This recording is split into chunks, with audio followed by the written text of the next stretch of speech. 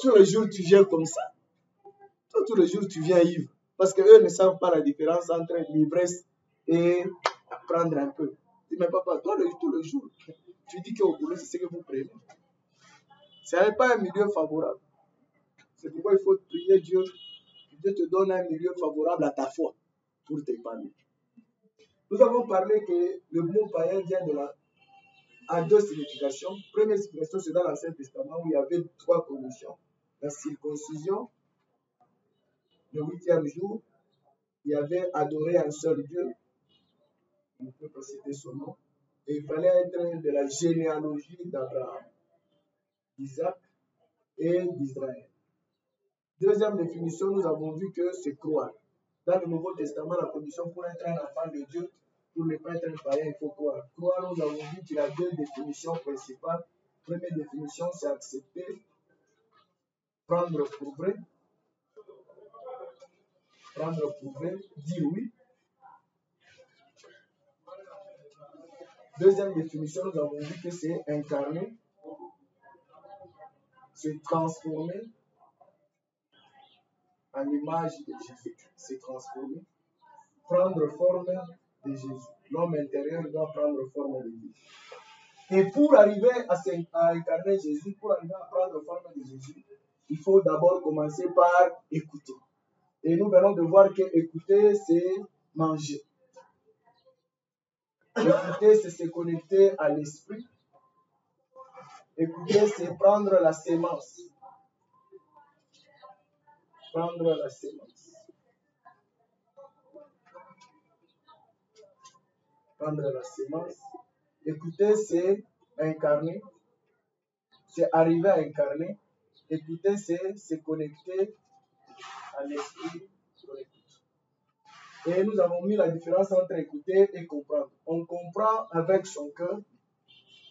On comprend avec l'intelligence. Parce que l'intelligence fait partie du cœur.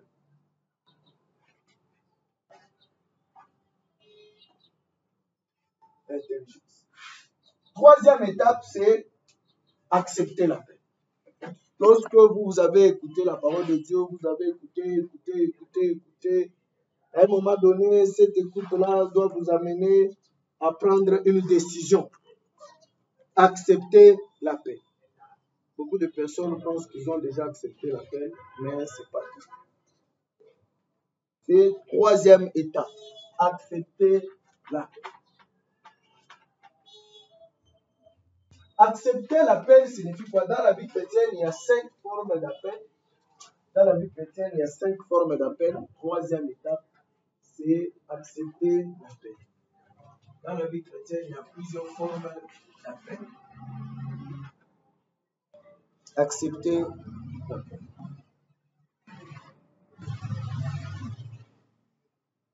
Je vais parler du deuxième appel. Premier appel, c'est appel à la repentance. Appel à la repentance. C'est de ça que je veux parler. Il y a aussi appel au service. Il y a 2 appels principalement, mais je vais parler du premier appel. Accepter l'appel signifie quoi? Nous venons de parler de 3 parties d'avant. Nous venons de parler de l'homme extérieur. Nous venons de parler de l'homme intérieur. Nous venons parler de l'esprit. L'homme intérieur ici, on l'appelle aussi le cœur de l'homme. On l'appelle aussi homme intérieur. On l'appelle aussi esprit de l'homme. On l'appelle aussi esprit de l'homme. On l'appelle aussi souffle de Dieu, l'image de Dieu. On l'appelle aussi identité. Identité de l'homme. L'homme ici a 3 grandes responsabilités. C'est pourquoi on l'appelle le cœur. Le cœur, ça signifie le centre de contrôle. Centre de contrôle. On peut le comparer à l'unité centrale dans un ordinateur. On peut le comparer au cerveau dans la tête d'un homme. Il est le centre de contrôle. Il gère trois choses. Principalement, il gère trois choses. La première des choses que l'homme gère, c'est la conscience. Deuxième des choses qu'il gère, c'est l'intellect. Et troisième des choses que l'homme gère, c'est il y a la conscience, il y a l'intellect et les sentiments. Quand on dit accepter Jésus-Christ, nous sommes dans le livre de Apocalypse chapitre 3, verset 20. C'est ça le passage clé de accepter Jésus. Apocalypse chapitre 3, verset 20 dit ceci: je suis à la porte, je frappe, et si quelqu'un entend ma voix et qu'il ouvre, j'entrerai chez lui. Je souperai avec lui. C'est ça l'appel de Jésus. Jésus est à la porte et il est en train de frapper. Si quelqu'un entend sa voix et qu'il ouvre, Jésus va entrer chez toi. Alors, l'homme a trois parties. L'homme a le corps, ça c'est le corps. Ça c'est l'âme. Ça c'est la partie esprit. En fait, la partie esprit de l'homme ici, c'est la partie habitable de l'homme. C'est là que la possibilité est soit c'est le Saint-Esprit, c'est l'Esprit Saint qui habite, soit ce sont les démons qui habitent. Il y a deux possibilités. Soit tu es habité par les démons, on appelle la possession, soit c'est l'Esprit de Dieu qui habite en toi et c'est le propriétaire. Quand nous disons il est possédé, possédé ça signifie il est habité par un locataire. C'est ça posséder. Un locataire c'est un possesseur. C'est quelque chose qui ne t'appartient pas, mais c'est toi qui les gères en ce moment-là. C'est un possesseur. C'est pourquoi on dit il est possédé. Ça signifie il est géré par quelqu'un qui n'est pas propriétaire en cas de démon. Mais s'il s'agit du Saint-Esprit, nous disons il est habité par le Saint-Esprit parce que c'est le Saint-Esprit qui est le propriétaire de cette maison. Alors Jésus dit je suis à la porte. C'est Jésus qui est à la porte. C'est Jésus qui est à la porte et il frappe. Il dit, si quelqu'un entend ma voix et qu'il ouvre, si quelqu'un, qui est celui qui doit entendre la voix? C'est celui-ci. Et celui-ci, pour entendre, il utilise les oreilles de celui-ci. Il utilise les oreilles pour manger ou pour écouter. Si quelqu'un entend ma voix, il utilise ça pour manger. Si quelqu'un entend ma voix et qu'il ouvre, j'entrerai chez lui. Alors, pour que la porte ici s'ouvre, il y a trois cadenas qu'il faut ouvrir. La porte ici, c'est une porte qui a trois cadenas. Premier cadenas, c'est la conscience. Deuxième cadenas, c'est l'intellect. Troisième cadenas, ce sont les sentiments. Mais celui qui les gère, c'est le cœur, c'est l'âme. L'homme intérieur, l'esprit de l'homme, le souffle de Dieu ou l'identité. C'est toi, si on peut le symboliser, c'est ton cerveau qui gère les trois choses. Et ce sont les trois choses, chacun dans sa qualité, il doit accepter pour que Jésus entre. Comme je disais, c'est une porte qui a trois cadenas. Je prends un exemple. Moi, j'ai un cadenas, ministre Bob a un cadenas, ministre Domingo a un cadenas. Chacun a son cadenas et ses clés. Alors, si on veut ouvrir la porte, même si on ouvre le premier cadenas, la porte n'est pas ouverte. Même si on ouvre le deuxième cadenas, la porte n'est pas ouverte. Il faut ouvrir obligatoirement le trois cadenas pour que la porte s'ouvre. C'est comme on a le caissier, on a le trésorier et on a le directeur. Pour libérer l'argent dans une organisation, les directeurs posent sa signature. Ça va, c'est les trésoriers. Le trésorier signe aussi. Ça va, c'est les caissiers. Le caissier, quand il signe, il fait sortir l'argent. C'est comme nous avons un coffre-fort. Un coffre-fort, il y a la clé, il y a le code et il y a la série. Vous entrez, vous faites entrer le code est bon. Vous tournez la clé est bonne. Il faut maintenant tourner la serrure pour que la porte s'ouvre. Mais si vous tournez la serrure sans entrer le code, la porte ne va pas s'ouvrir. Si vous entrez le bon code, mais vous n'avez pas la clé, la porte ne va pas s'ouvrir. Il faut réunir les 3 conditions obligatoirement. Pour accepter Jésus-Christ, il faut que les 3 choses décident chacun de son côté que j'accepte de donner ma vie à Jésus-Christ. Ce n'est que seulement en ce moment-là que vous pouvez dire j'ai déjà donné ma vie à Jésus-Christ. Si parmi les 3 choses, un des éléments n'a pas encore accepté Jésus-Christ, vous n'avez pas encore donné votre vie à Jésus-Christ. Je ne sais pas si on se fait comprendre. Nous avons commencé avec Païen. Nous avons fait notre premier pas. Nous avons commencé à écouter. Nous avons commencé à comprendre. Oh, pour avoir la vie éternelle. Ah, ok. La deuxième des choses que Jésus nous demande dans notre marche, Jésus nous demande maintenant accepte que j'entre chez toi. Maintenant accepte de suivre ce marche. Maintenant accepte de marcher avec moi. Maintenant accepte que j'entre chez toi. Et pour accepter, la première des choses, c'est la conscience. La conscience, c'est celui qui nous guide. La conscience, c'est celui qui est basé sur la loi consciencieuse. La loi, il y a la loi naturelle. Il y a la loi naturelle. Et il y a la loi de l'entourage. Et ces lois ici permettent à la conscience, quand il se base sur la nature, il se base sur l'entourage, il déclare que ceci est bien, je veux le faire, ceci est mal, je ne veux pas le faire. Je dis ton enseignement, kasema. Mon cher, atamuro ya kotu imambo nous nasema tamuro ya kotu. Na ominyo na yuwa imambo. C'est ça, le cœur. Donc, on rentre dans le stock du cœur de l'homme. Alors, le cœur pour dire que ça c'est bien, je veux le faire, ça c'est mal, il ne faut pas le faire. Le cœur se base sur la nature. La première loi qui nous régit, c'est la loi naturelle. La loi naturelle, c'est quoi? C'est cette loi qui te guide depuis le bas âge. Tu dis, moi j'aime les sombés. Moi je n'aime pas les sombés. L'autre dit, moi j'aime Pajero. L'autre te dit, moi je n'aime pas les Pajero. Moi j'aime les langues griseuses. Celui-ci va te dire, moi j'aime des vestes. L'autre va te dire, moi je n'aime pas les vestes. L'autre va te dire, moi j'aime des filles élancées. L'autre te dit, moi je n'aime pas les filles élancées. Moi j'aime des courtes. L'autre va te dire, moi j'aime des... L'autre va te dire, non, non, moi j'aime. Même chez les femmes, l'autre va te dire, moi j'aime un homme. L'autre va te dire, moi j'aime un comédien.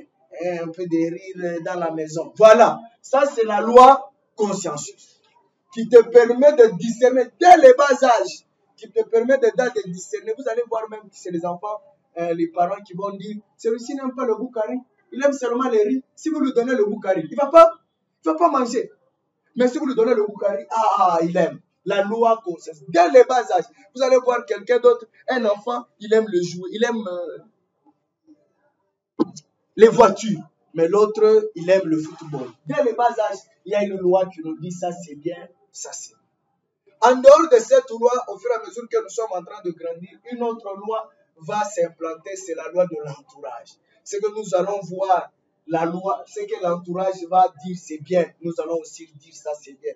Ce que l'entourage va dire ça c'est mauvais, nous aussi nous allons dire ça c'est mauvais. Et au fur et à mesure que nous allons grandir dans cet entourage, nous allons juger le bien et le mal par rapport à notre entourage et par rapport à nous-mêmes. Ça, c'est depuis notre naissance. Mais lorsque nous voulons accepter la vie à Jésus-Christ, lorsque nous voulons accepter Jésus-Christ, lorsque nous voulons donner notre vie à Jésus-Christ, les deux lois ici doivent être remplacées par la loi de Jésus. C'est pourquoi Jésus dit, je suis à la porte, je frappe. Il ne va pas vous obliger.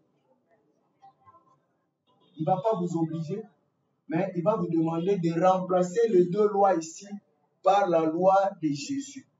Jésus va vous demander de remplacer les deux lois ici par l'évangile, la saine doctrine, sa volonté.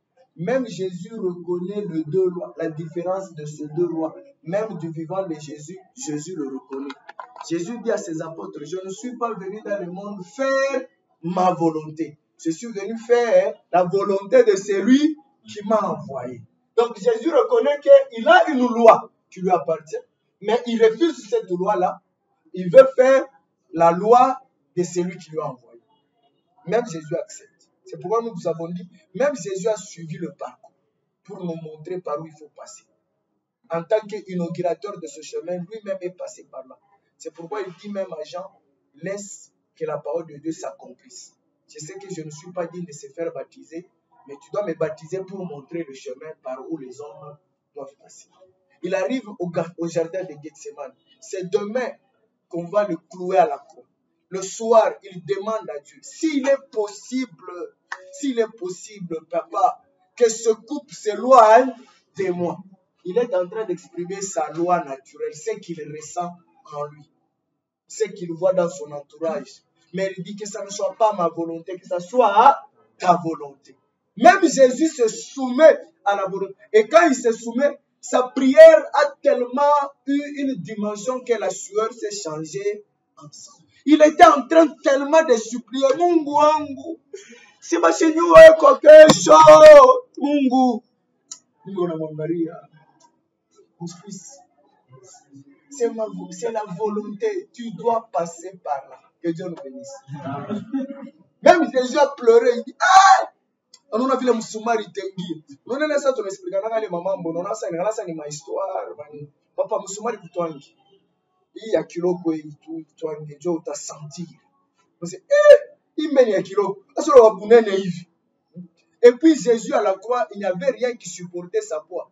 Ce sont les clous qui supportaient. C'est où Mukilonda, mais quand on atteint qu'à, où le tenenka. Où le tenenka. C'est que tout le monde va après tout le monde. C'est que, mais on tenenka mon français. Vous vous imaginez, il a accepté d'abandonner sa loi avec cri et douleur pour emprunter, pour prendre la loi de Dieu. Parce que pour abandonner cette loi ici, ce n'est pas facile. Accepter de changer son habillement, accepter de changer sa coiffure, accepter de changer son entourage, de ne plus regarder les séries, de ne plus regarder les musiques là, doum, doum, doum, de ne abandonner toutes ces choses-là, les considérer comme si c'était mauvais. Hey. Et considérer la simple Bible ici comme vérité. Hey. Ça devient compliqué. Quand tu regardes les jolies filles là qui passent, tu dis, hey. Et puis tu regardes la Bible, tu dis, hey. Mais on a eu assez mal, ne nous soumet pas à la tentation. Là, je suis tenté, je ne peux que tomber. Hein? Ce n'est pas facile. Mais Jésus nous montre déjà le chemin. Il dit, c'est avec persécution que vous allez arriver. Et Jésus dit, ce sont les violents qui s'en emparent. Luc chapitre 16, verset 16. Il dit, ce sont les violents. Violer quoi? Commencez par violer d'abord vos propres intérêts. Ce que vous pensiez, vous croyez, ce que vous admettiez autrefois que ça c'est bien.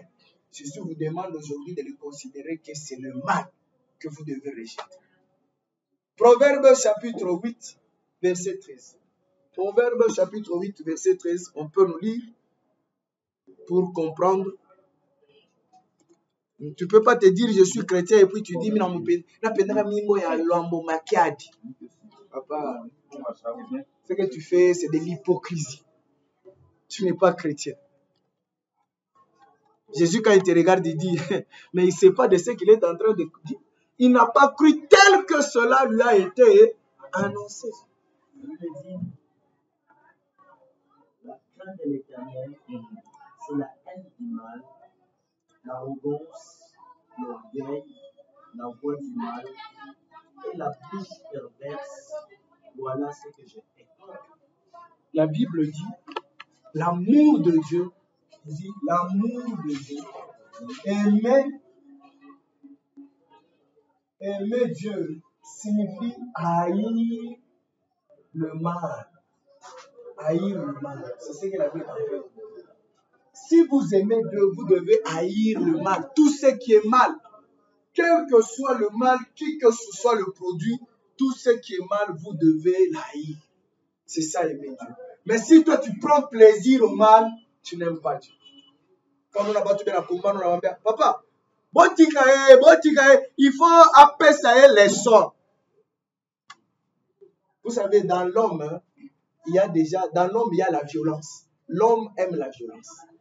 Et c'est pourquoi vous allez voir que l'homme aime bien regarder les catchs, aime bien regarder les films là où on tue quelqu'un. Parce que la violence est à nous. Et on aime ça. On aime que quelqu'un gagne et quelqu'un puisse perdre. Dans l'ancien temps, il y avait un film où l'acteur principal était tué. Les gens n'aimaient pas ce film-là. Ce film-là n'avait pas de vue comme celui d'aujourd'hui. C'était un film où l'acteur principal est tué par son ennemi. C'est l'ennemi qui reste, mais l'acteur principal meurt. Est-ce que vous vous imaginez? Mon film est l'amour. Elle n'a pas monté un film. Bandia n'a pas qui. Elle a pas fait un film. Qui est mon film ici? Alors, c'est à nous. Et le cœur veut se porter vers ces choses-là. Toi, tu dois les refuser. Tu dois les considérer comme c'est mal et les haïr. C'est comme les plaisirs sexuels. Nos yeux aiment voir ça. Nos yeux aiment regarder des jolies choses. Mais Dieu te dit, c'est mal, il faut les haïr. Donc quand tu regardes une beauté à la télé, Dieu te dit, cette beauté-là, c'est mal. Tu dois changer de chaîne. Et quelqu'un,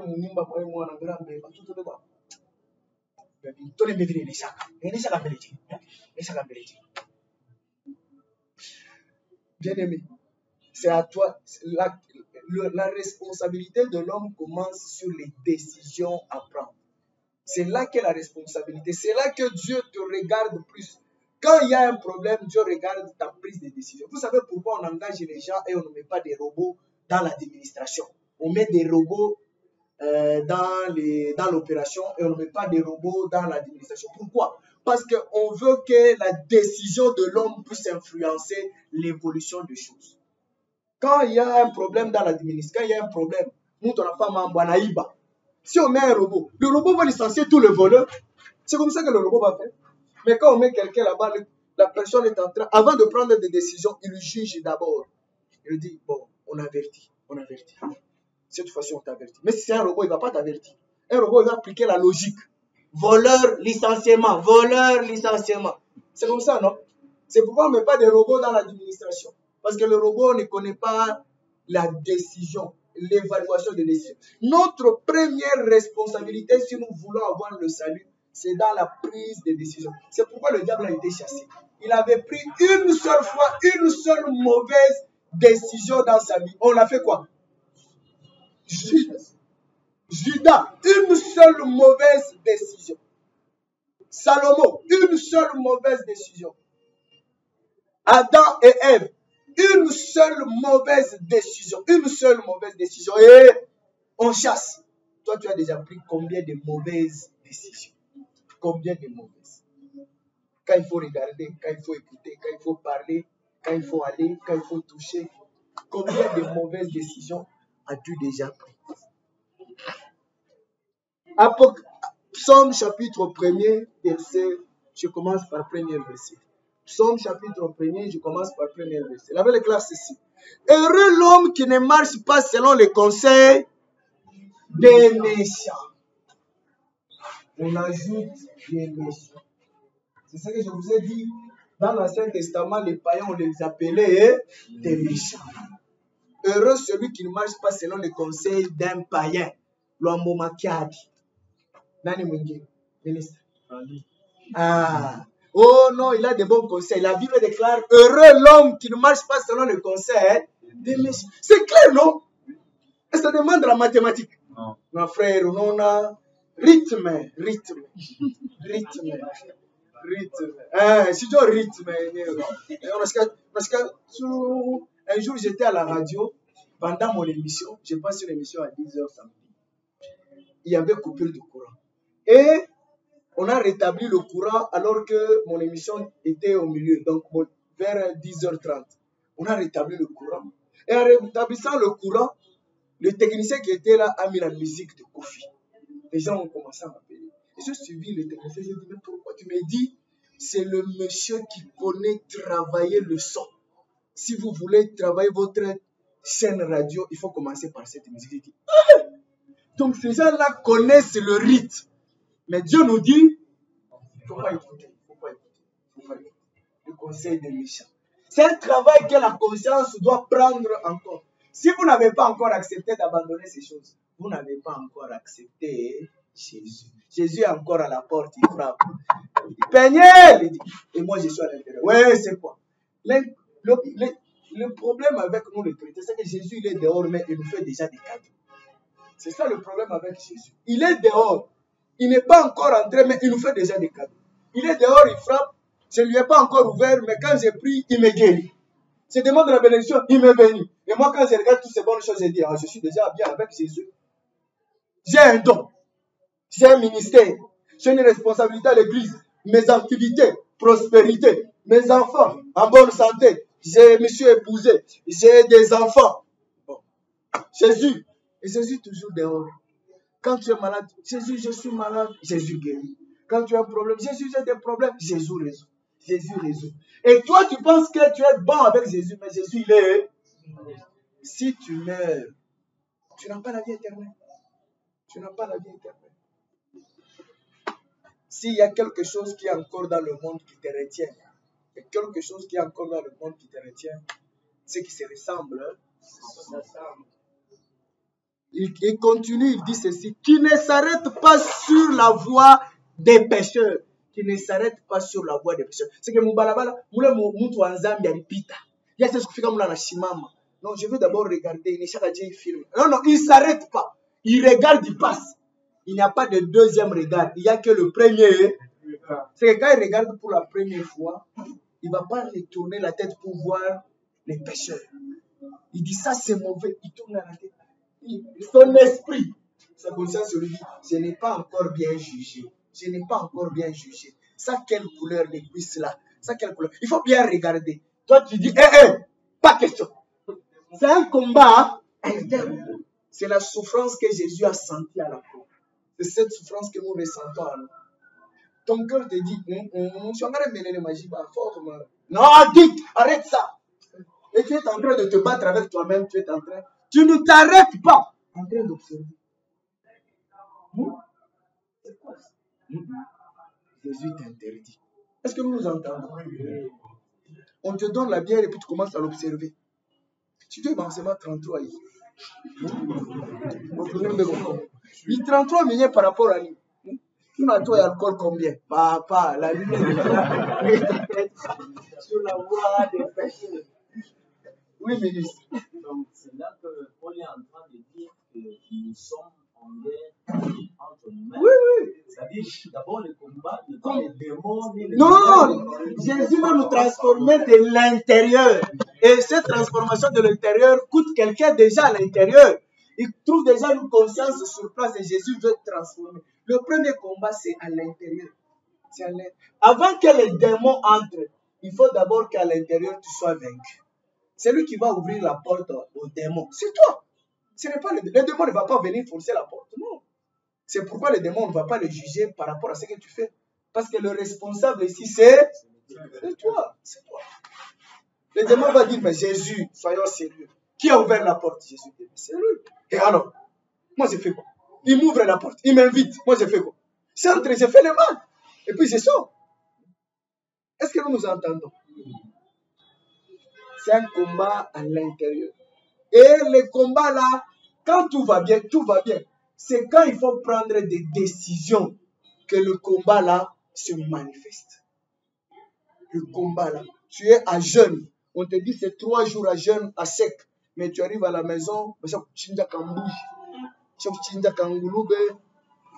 je sais que dans le salon, on a maman qui est là. Hey, mais qu'est-ce que vous mangez?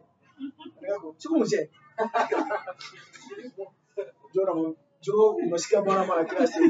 Dieu a déjà répondu. Dieu m'a dit je peux manger. Ton télo ici, Dieu répond. Et les gens qui sont à la maison nous connaissent. Il dit, on ne sait pas combien de jours à gérer, c'est 3 jours. Il a dit papa, à sec.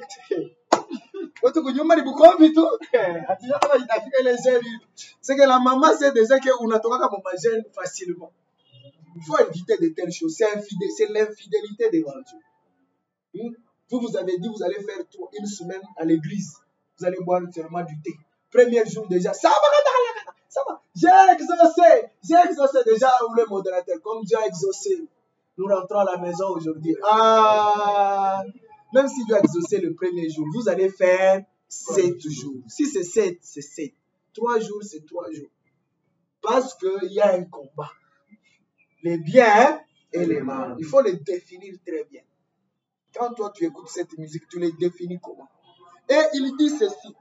Et qui ne s'assied pas en compagnie de moqueurs, mais qui trouve son plaisir, qui aime, qui trouve son plaisir dans la loi de l'Éternel, qui la médite jour et nuit. Est-ce que vous méditez la parole de Dieu jour et nuit? Entre tôt, il y a temps sur Facebook, sur WhatsApp, sur les réseaux, le taux que vous prenez dans les SMS et le temps que vous prenez, dans la lecture de la Bible. C'est combien de temps sur WhatsApp, sur les réseaux? C'est combien de temps dans les séries? C'est combien de temps à la télé, dans les footballs? Et c'est combien de temps avec Dieu? Dieu vous parle combien de temps? Et le monde vous parle pendant combien de temps? Ceux qui se ressemblent, ça. C'est la première des choses. La deuxième des choses qu'il faut changer, c'est l'intellect. Quand on parle de l'intellect, c'est l'intelligence.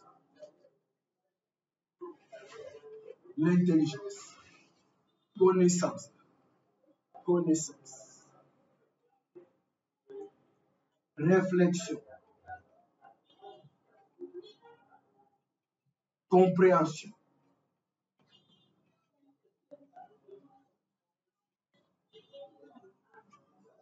Compréhension. Méditation. Imagination.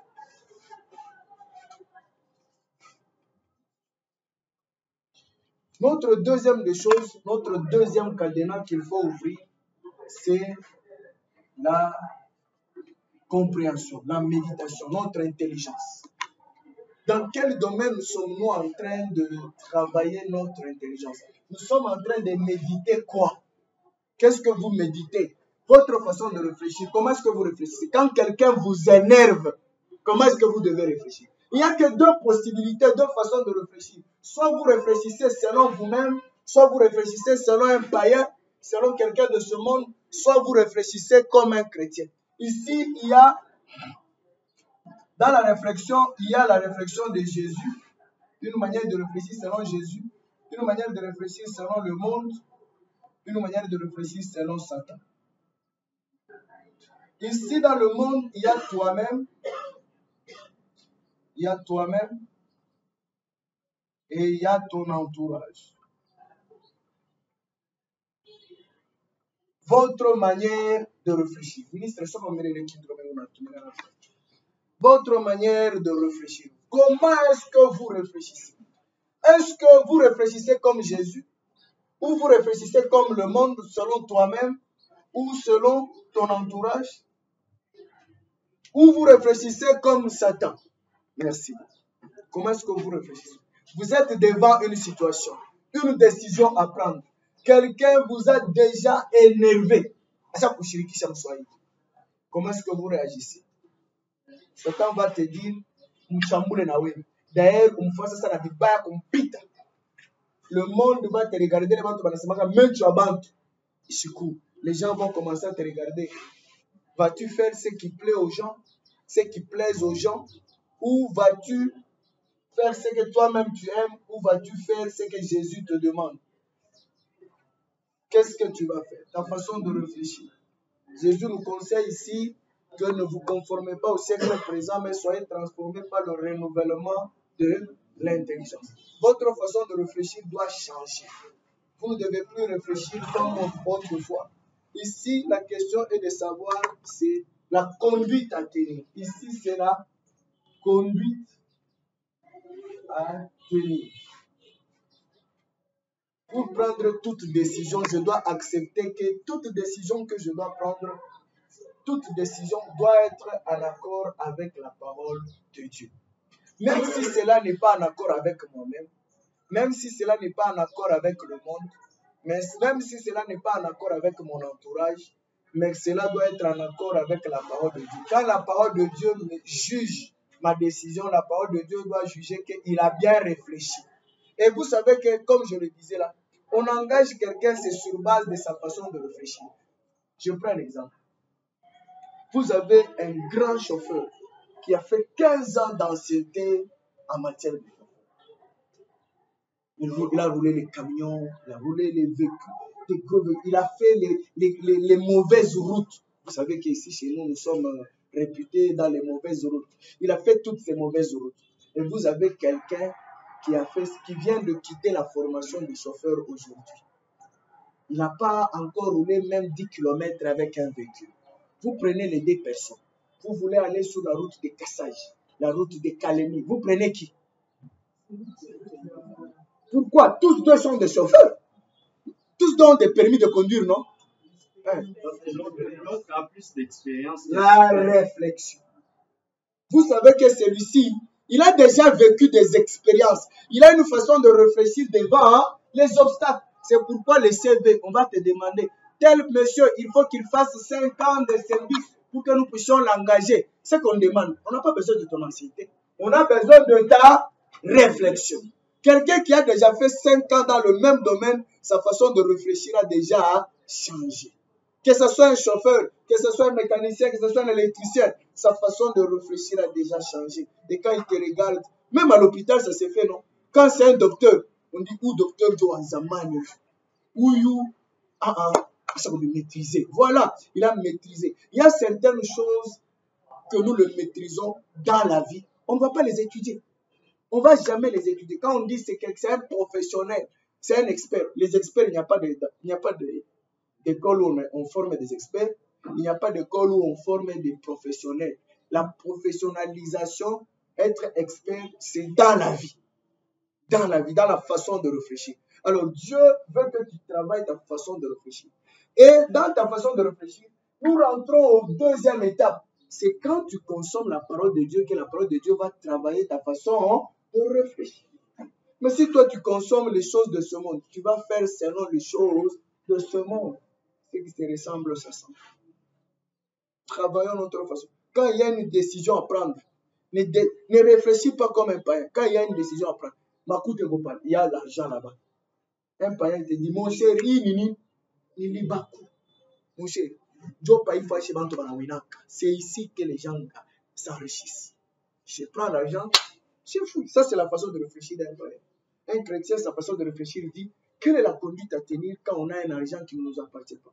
Quand on a de l'argent qui ne nous appartient pas, j'appelle le propriétaire. Et quand le monsieur va arriver, il va te dire, oh, mon cher, tes amis prennent la fuite, mais toi, tu es resté. Tu fréquentes quelle église? Quelle est ta famille? Il comprend que ta conduite est différente. La conduite de Joseph, la conduite de Shadrach, Meshach, Abednego, devant une statue.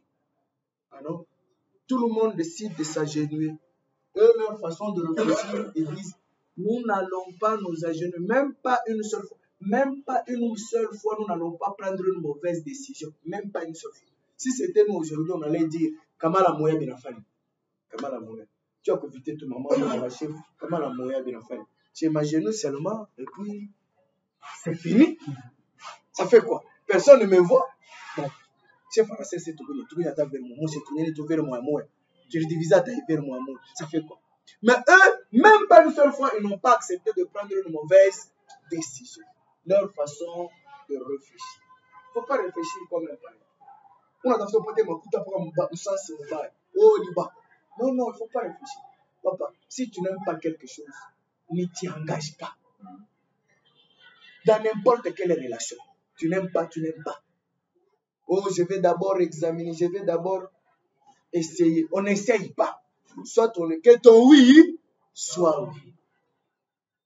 Notre façon de réfléchir. Oui, ministre. Alors, je vais comprendre par rapport à ça.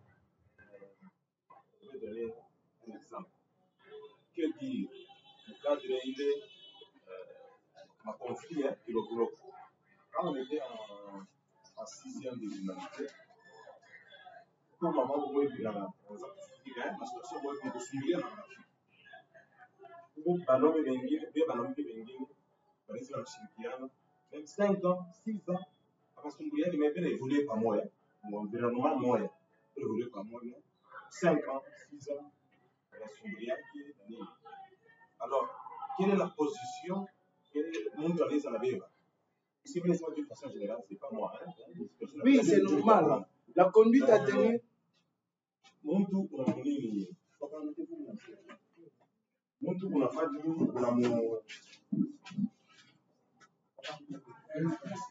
unamuunini kuka station kama kanafika mnakokotana na nini, donc mnakosana kwa alors unafika una nini unamtia mtu jambo ya chichi peut-être parfois la peine de bouler première fois, deuxième fois, troisième fois.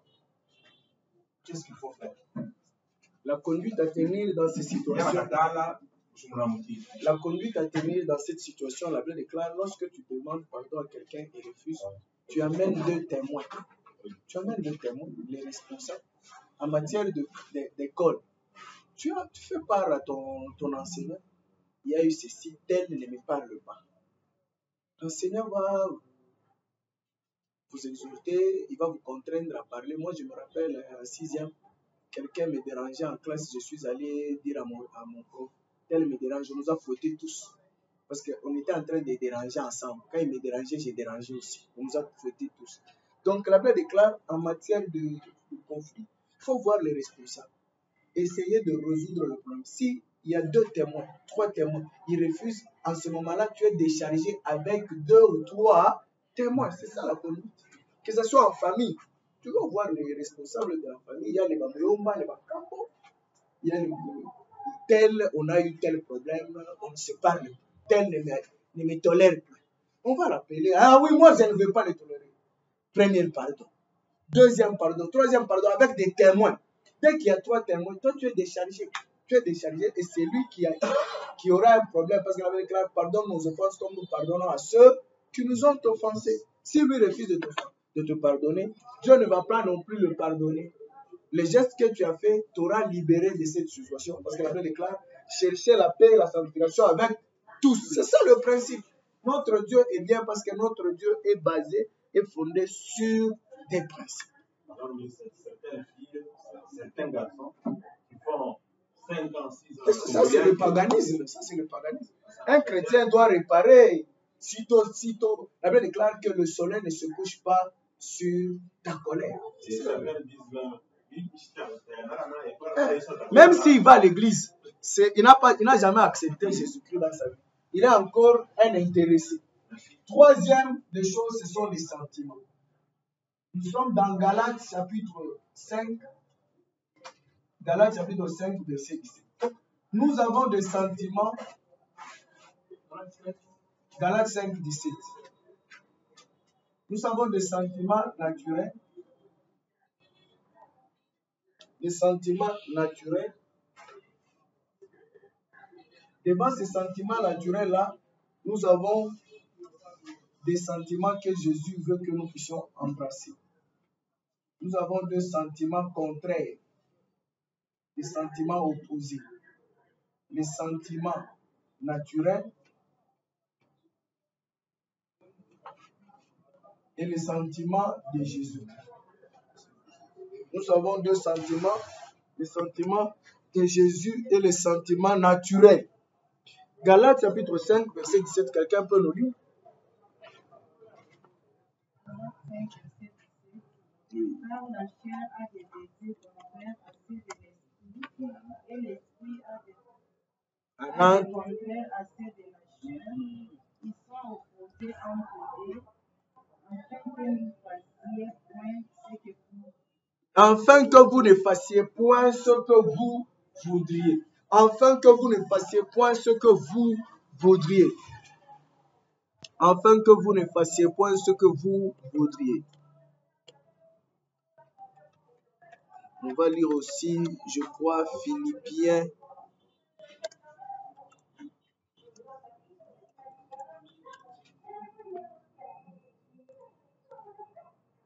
Philippiens. Trouvez le passage. Philippiens. La Bible déclare des sentiments contraires. esprit a des sentiments contraires à ceux de la chair. Ils sont opposés entre eux de manière à ce que vous ne fassiez point ce que vous voudriez. Lorsque nous sommes nés avec l'amour. Ma peine. Nous sommes nés avec l'amour, la joie, la paix, la tristesse, la haine. Lorsque nous sommes nés avec plusieurs sentiments. Il y a plusieurs sentiments dans nos cœurs. Il y a la paix, la joie, la haine, l'amour, la tristesse. Nous sommes nés avec ces choses. Même sans Jésus, nous sommes nés avec ces choses. Nous avons l'amour. Nous avons l'amour pour nous-mêmes, l'amour pour ma femme, l'amour pour mes enfants. Nous sommes nés comme ça. J'aime tel film, j'aime tel acteur, j'aime telle situation, j'aime telle nourriture, j'aime tel fruit. Voilà.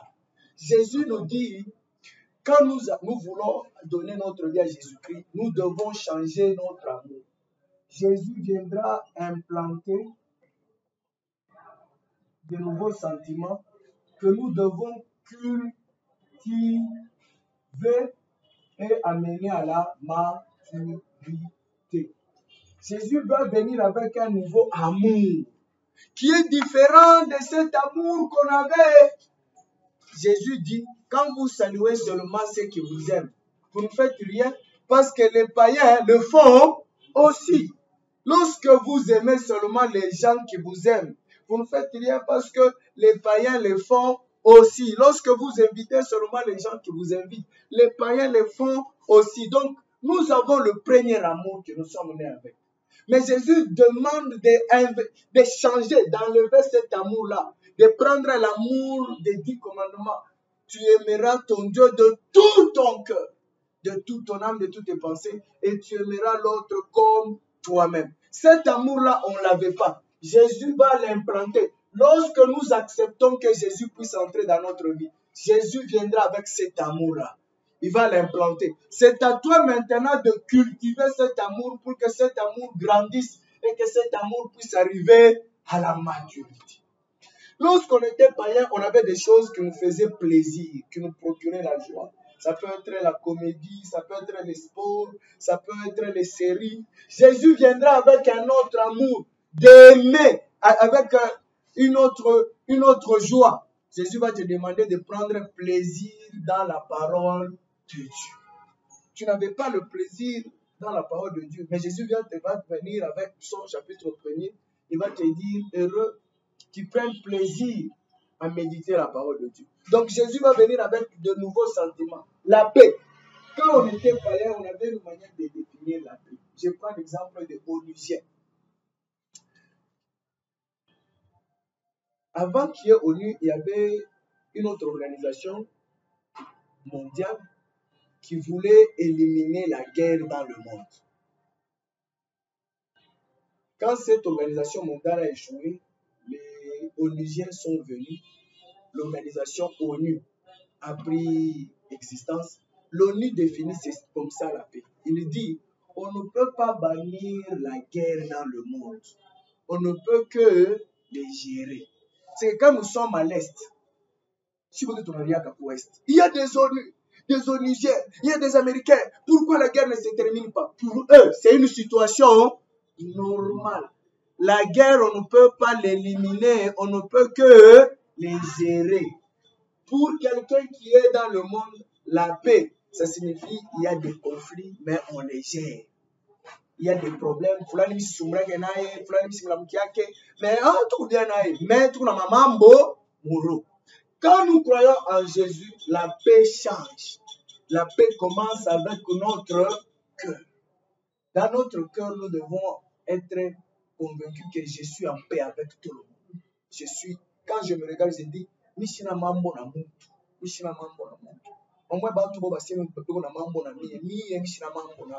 c'est comme ça que ton cœur doit te le dire.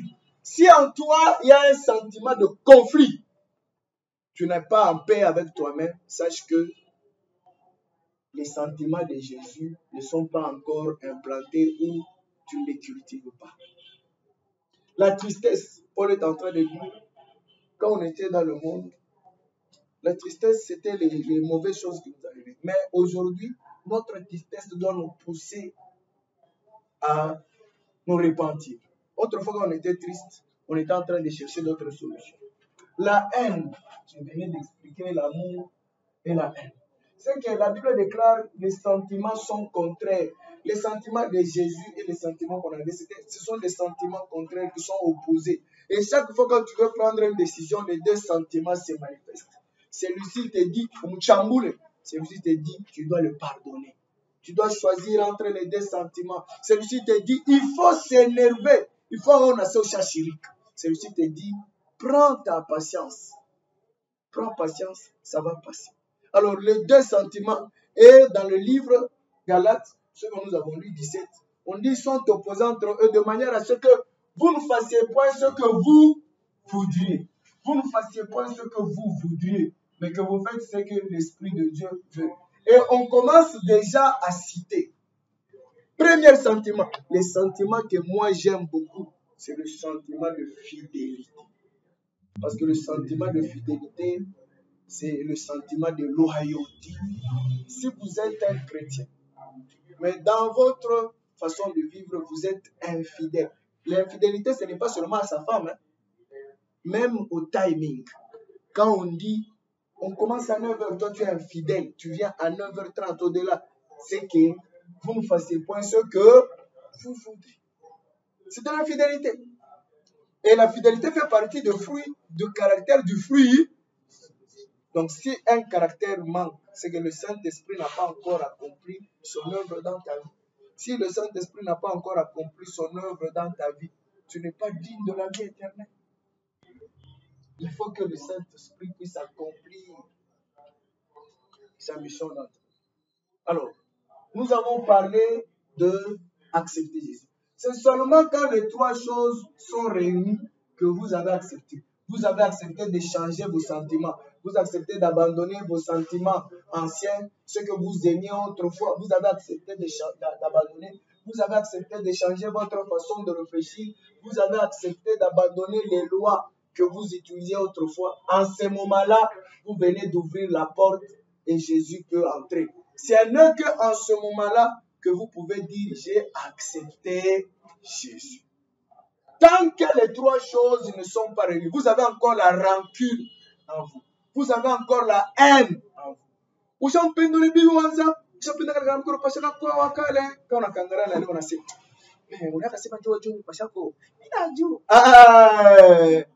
Toi, tu n'as pas encore accepté Jésus.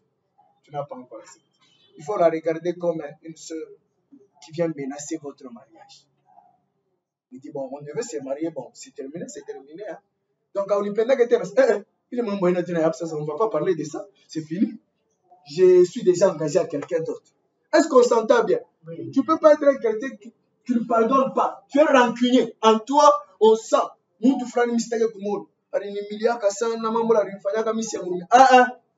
C'est que les sentiments que tu gardes vont te détruire. Ce ne sont pas les sentiments de Jésus. Oui, mon fils. Alors, j'ai une question en fait qui me préoccupe.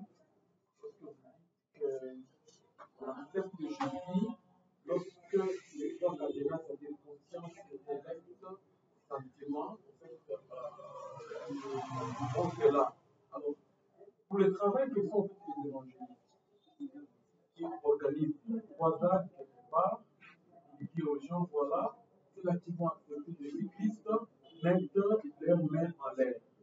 Après cette étape-là, on dit voilà, la prière acceptée Jésus. Alors, qu'est-ce qu'il accepte Jésus? Il a accepté Jésus-Christ à ce moment-là, mais il y a certains aspects par rapport à la conscience, l'intellect, les sentiments, il n'a pas encore accepté.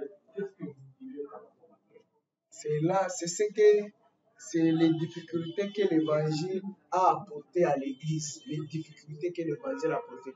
Quand quelqu'un, il a déjà dit, j'ai accepté Jésus-Christ, il se prend déjà pour un chrétien. Alors qu'il ne sait pas qu'il y a un travail intense à faire dans son cœur. Il faut lui dire, ce que tu viens d'accepter, maintenant tu vas suivre. C'est ce que Jésus dit. ceux qui vont accepter, enseignez-leur à observer. On va maintenant lui dire, accepter, c'est pas toi. Accepter, c'est dire oui. Première dimension. Maintenant, tu dois observer. Regarde ce que tu vas observer. Ce n'est qu'ici que la personne doit se rendre compte que le oui que j'ai dit, voici la démonstration de ce oui-là. Si la personne ne se rend pas compte de cette démonstration, c'est pourquoi nous voyons des chrétiens qui fument. Ils disent, moi je suis un chrétien. Je fume, j'ai déjà donné ma vie à Jésus-Christ. Parce qu'il ne connaît pas donner sa vie à Jésus-Christ, signifie quoi? Écouter et comprendre, c'est... Lui, il a écouté. Il n'a pas encore compris donner sa vie à Jésus-Christ. Vous posez la question à quelqu'un. Tu as déjà cru? Oh, j'ai déjà cru à Jésus.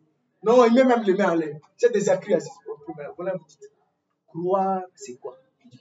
Croire, c'est quoi? La personne qui vous dit j'ai déjà cru à Jésus-Christ, on a ma jean déchirée. Il m'a dit que ma jean déchirée. Oh, j'ai déjà donné ma vie à Jésus-Christ. You are all for. Et puis vous lui dites, croire maintenant, ça signifie quoi? Il dit, quoi ça signifie quoi, frère? Quoi tu l'as dit? Croire seulement, croire seulement, croire. Mais quand vous revenez, vous lui dites, il faut ça. Il dit, c'est qu'il y a encore un travail intense.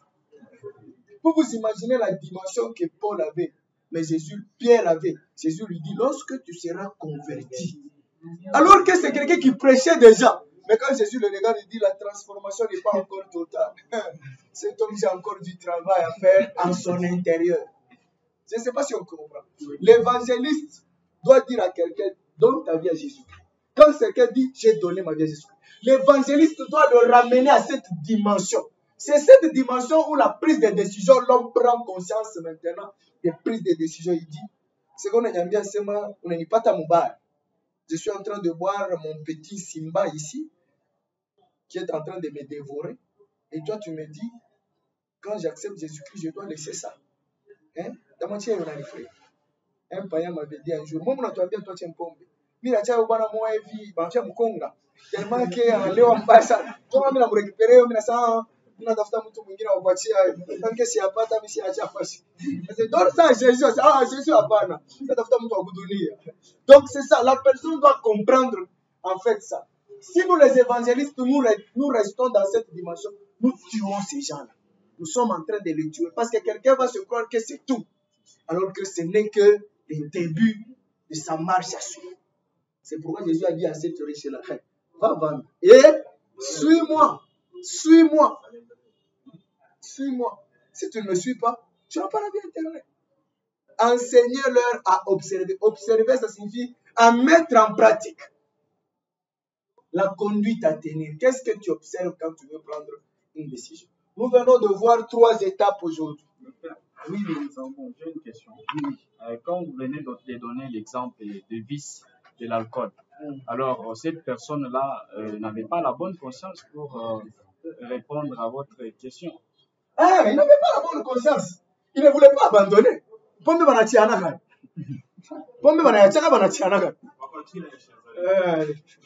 Nous venons de parler du païen.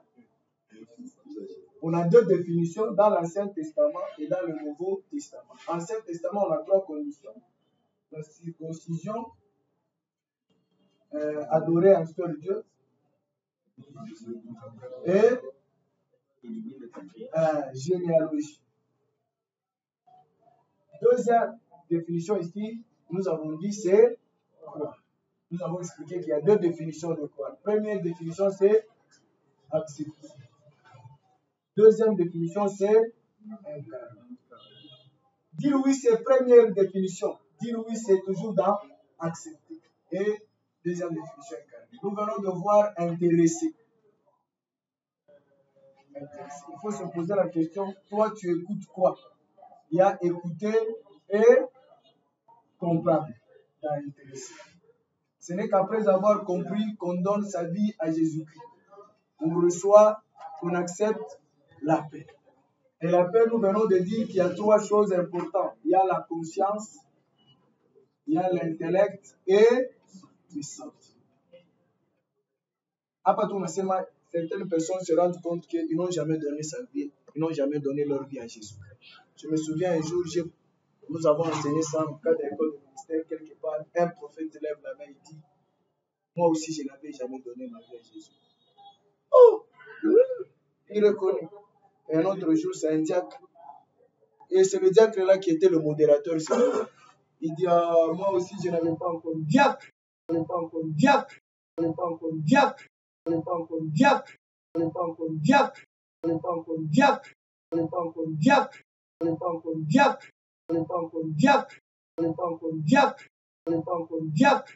Je n'ai pas encore diacre. Je n'ai pas encore diacre. Je n'ai pas encore diacre. Je n'ai pas encore diacre. Je n'ai pas encore diacre. Je n'ai pas encore diacre. Je n'ai pas encore diacre.